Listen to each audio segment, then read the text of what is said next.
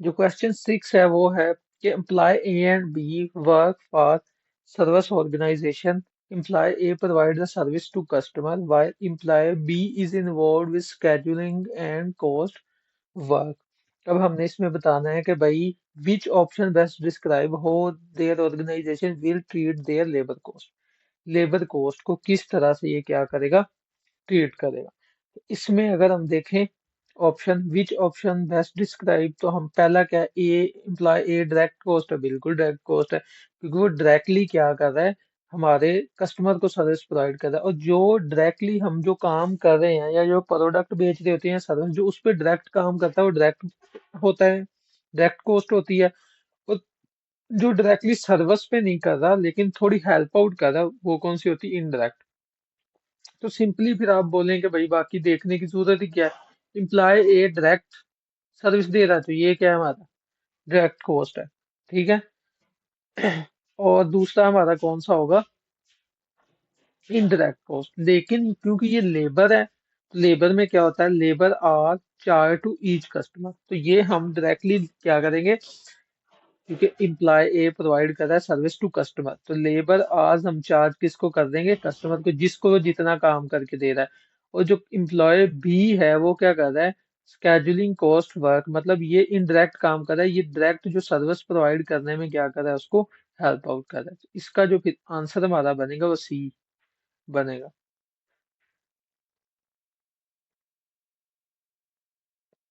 अगले पे चलते हैं हम 7 पे. Which cost incurred by a tuition company is most likely to be a direct cost. Direct cost अब कौन से वाली होगी, जो कि ट्यूशन कंपनी है. ठीक है. इसको हम लोग देख लेते हैं.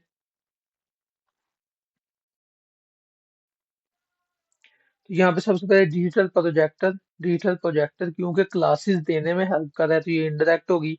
टेबल एंड चेयर्स ये भी डायरेक्टली नहीं है भाई, ये भी डेफिनेटली हमें हेल्प आउट कर रही है सर्विस प्रोवाइड करने में. ट्यूशन मटेरियल, ठीक है, ये हमारी डायरेक्ट कॉस्ट होगी क्योंकि इसके बगैर हम ट्यूशन दे ही नहीं सकते.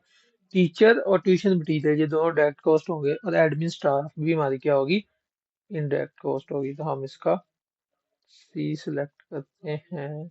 जी बिल्कुल इसका सी है. उसके बाद अगले पे आते हैं. Which statement describe a fix cost. अब फिक्स कॉस्ट कौन सी है, ये हमने देखनी है. Cost which is easily control, बिल्कुल नहीं. A cost with a total cost value that charges in proportion to the level of activity changes. ये वो वाली कॉस्ट जो एक्टिविटी के साथ चेंज होती है, वो हमें पता वेरिएबल कॉस्ट होती है.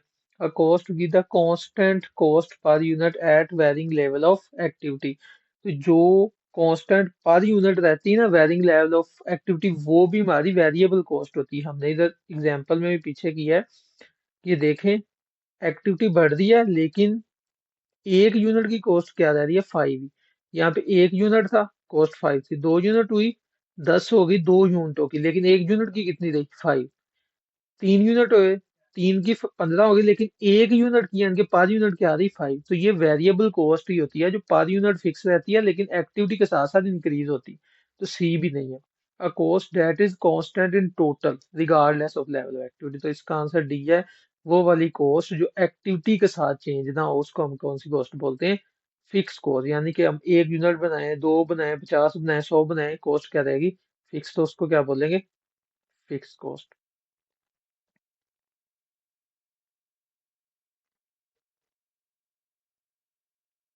ये वाला क्वेश्चन था, इसको हम फिक्स कॉस्ट बोलेंगे. उसके बाद अगले क्वेश्चन पे आते हैं.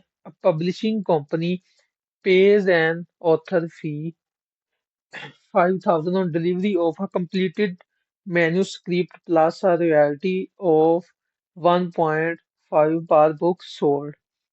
ठीक है. which type of does this expense represent. तो हमने पहले भी देखा था कि जहाँ पे एक चीज फिक्स हो और दूसरी वेरिएबल हो, यानी कि जैसे कि 5,000 उसको पे करना ही करना है और हर बुक पे 1.5 भी पे करना है, तो वो हमारी कौन सी होती है, सेमी वेरिएबल या फिर मिक्स्ड कॉस्ट. तो इसको हम क्या बोलेंगे, इसको हम सेमी वेरिएबल एंड मिक्स. इसका ऐसा क्वेश्चन हमने पहले कर लिया है तो इस वजह से हम इस पे टाइम वेस्ट नहीं करेंगे. उसके बाद क्वेश्चन हमारा है 11. 11 को देखते हैं. ये हाइलो मेथड है। अगर आपने हाइलो मेथड नहीं किया तो पहले आपको इसलिए इसके लिए हाइलो मेथड देखना पड़ेगा। हाइलो मेथड में हम क्या करते हैं, हाई और लो को क्या कर देते हैं, माइनस एक्टिविटी बेसिस पे। ठीक है, हाई और लो को माइनस कर देते हैं। जैसे कि हम इसी डाटे को पिक कर लेते हैं, 14,000 पे कितना है, 4 लाख है। यहाँ पे हम वैल्यू ले लेते हैं, 14,000 इक्वल टू 4 लाख। उसके बाद दूसरा है 18,000 पे, 18,000 पे है हमारे पास 4,30,000, 4,30,000। तो हम हाइलो में क्या करते हैं, हाई एक्टिविटी और लो एक्टिविटी को माइनस करते हैं। तो इन दोनों को माइनस करें तो आंसर क्या आ रहा है, 4,000। इसी तरह उनकी वैल्यूज को भी हम लोग क्या कर लेते हैं, उनकी वैल्यूज को भी हम लोग क्या कर देते हैं, माइनस। तो इन दोनों का डिफरेंस कितना आ रहा है, 30,000। ठीक है, और ये तब होता है जब वेरिएबल कॉस्ट हमें निकालनी हो। तो हम ये 30,000 को 4,000 पे डिवाइड करेंगे तो वेरिएबल कॉस्ट निकल आएगी। जैसे कि यहाँ पे कितनी है, 7.5। हम इसको टेस्ट भी कर लेते हैं, 30,000 और इससे डिवाइड करिए, देखिए 7.5। ये हाई लो में हम वेरिएबल कॉस्ट इस तरह निकालते हैं। और उसके बाद जब हमने फिक्स निकालनी होती है, इन दोनों में से एक एक्टिविटी के साथ वेरिएबल कॉस्ट को क्या कर देंगे, मल्टीप्लाई। तो हम क्या कर देंगे, 14,000 को मल्टीप्लाई कर देते हैं वेरिएबल कॉस्ट से। तो ये हमारी कितनी आ गई, वेरिएबल को 1,05,000 वेरिएबल कॉस्ट। और 14,000 एक्टिविटी पे टोटल कॉस्ट कितनी थी, टोटल कॉस्ट थी 4 लाख, और वेरिएबल कॉस्ट कितनी, 1,05,000। तो दोनों का जो डिफरेंस है वो क्या होगा, फिक्स्ड कॉस्ट होगा। जैसे कि ये 2,95,000। तो यहाँ पे जो आंसर होगा वो ए होगा। इसके लिए आपको हाइलो मेथड आना चाहिए, अदरवाइज इसकी आपको समझ नहीं आएगी। या आप सिंपली ऐसा करें इसको समझने के लिए कि ये जो 7.5 वेरिएबल कॉस्ट दी है ना, ये 14 एक्टिविटी पे ये जो आगे कॉस्ट दी होती है ना, ये टोटल कॉस्ट होती है। यहाँ पे मैं भी लिखा हो, ये देखें टोटल कॉस्ट। टोटल कॉस्ट में कौन सी है, वेरिएबल और फिक्स्ड भी। जो वेरिएबल कॉस्ट हमें उसने दे दी, इन दोनों में से एक के साथ मल्टीप्लाई करके उसकी क्या कर लो, वेरिएबल कॉस्ट निकाल लो और टोटल में से माइनस कर दो। जैसे कि मैंने क्या किया, 7.5 को मल्टीप्लाई कर दिया 14,000 से और वेरिएबल कॉस्ट आ गई। वेरिएबल कॉस्ट कितनी है, 1,05,000, और उसकी टोटल कॉस्ट कितनी है, 4 लाख। 4 लाख में से 1,05,000 निकाला जो कि वेरिएबल था, तो बकाया कौन सी बच गई, फिक्स्ड। अब होपफुली आपको समझ आ गया होगा पॉइंट। अगले पे हम चलते हैं। अगला है क्वेश्चन नंबर 12। इसमें है एक्टिविटी यूनिट है, और उसके बाद उसने हमें क्या दिया हुआ है, एक्टिविटी यूनिट के साथ उसने हमें उसकी कॉस्ट पर यूनिट दी हुई। तो आपको सिंपली मैंने एक पहले भी बताया कि यहाँ पे जहाँ पे एक यूनिट की कॉस्ट क्या रहे, फिक्स रहे, वो क्या होती है, वेरिएबल कॉस्ट। ये हमने फिर एग्जांपल ये मैंने बताया था कि एक यूनिट पे 5 की कॉस्ट है, 2 पे 10 की, 3 पे 15 की। लेकिन एक यूनिट की निकालें, 15 को 3 पे डिवाइड करके तो कितनी रह रही है, 5। फिर यहाँ पे एक की निकालें, 10 को 2 पे डिवाइड करके तो 5। तो ये variable cost per unit fix रहती है और एक्टिविटी के साथ साथ इंक्रीज होती है। तो यहाँ पे फिर ये कौन सी वाली कॉस्ट है, वेरिएबल, क्योंकि एक यूनिट की क्या रह रही है, फिक्स रह रही है। जैसे जैसे एक्टिविटी बढ़ेगी वैसे वैसे कॉस्ट भी क्या होती जाएगी, बढ़ती जाएगी, लेकिन टोटल में। उसके बाद नेक्स्ट क्वेश्चन है 13। Which statement correctly describe a direct cost. Direct cost कौन सी है भाई, सबसे पहले cost date can not be associated with specific activity और प्रोडक्ट, बिल्कुल नहीं। डायरेक्ट कॉस्ट वही होती है जो कि एसोसिएट की जा सके डायरेक्टली, और मेरे ख्याल में इसने लास्ट पे यही दिया हुआ है, a cost date can be associated with specific activity और प्रोडक्ट। डायरेक्ट कॉस्ट वो है जो हम प्रोडक्ट बना रहे हैं डायरेक्टली उस उससे रेलेवेंट हो। जैसे कि हम चेयर्स बना रहे हैं, चेयर से रेलेवेंट मटेरियल डायरेक्ट कॉस्ट है।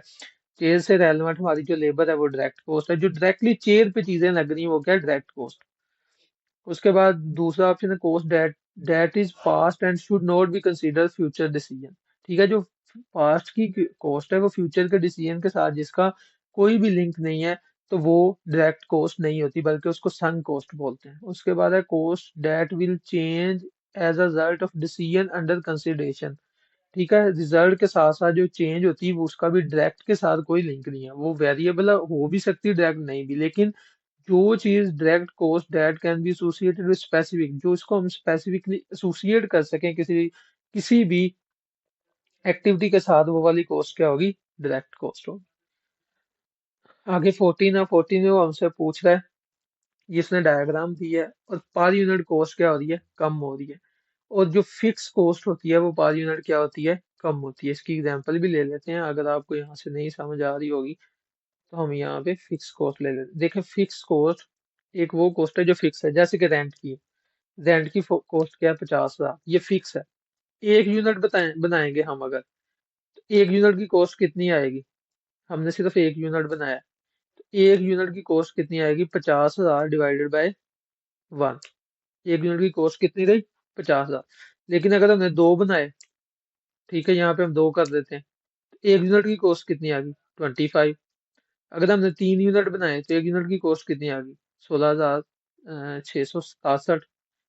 अगर 4 बनाए तो उससे भी कम होगी, 5 बनाए उससे, जैसे जैसे एक्टिविटी बढ़ रही है वैसे वैसे कॉस्ट क्या हो रही है, कम।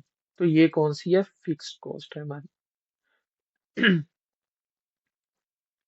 उसके बाद है which statement correctly define non production overhead. Non production overhead को कौन से वाली स्टेटमेंट जो है वो क्या कर रही है, डिफाइन कर रही है। Any cost that is not able to be trace to a specific cost unit. Non production overhead होते हैं जो प्रोडक्शन से रेलेवेंट ना हो। ये हो भी सकती है, नहीं भी हो सकती, लेकिन ये उसने कोई साथ में बताया नहीं, कोई क्लियर नहीं की स्टेटमेंट, वेग स्टेटमेंट है। Expenses incurred as part of production, जो प्रोडक्शन क्या है वो प्रोडक्शन कोड है, ठीक है, ये सिंपली इसको हम स्किप करते हैं क्योंकि ये प्रोडक्शन से रेलेवेंट है। A cost incurred during production which can be traced, ये भी प्रोडक्शन की है। ये दो तो हो ही नहीं सकते, प्रोडक्शन उसने खुद बता दिया। Indirect expenses incurred outside of the production, जो प्रोडक्शन प्रोसेस से आउटसाइड होती है वो क्या होती है, नॉन प्रोडक्शन। जैसे कि हेड ऑफिस की कॉस्ट, सेलिंग की कॉस्ट, डिस्ट्रीब्यूशन की कॉस्ट, तो ये आपने याद भी रखनी है, यही एग्जाम्पल टेस्ट होती है। तो ये हमारा लास्ट एमसीक्यू था, तो इसका आंसर क्या था, डेट। ओके, अल्लाह हाफिज।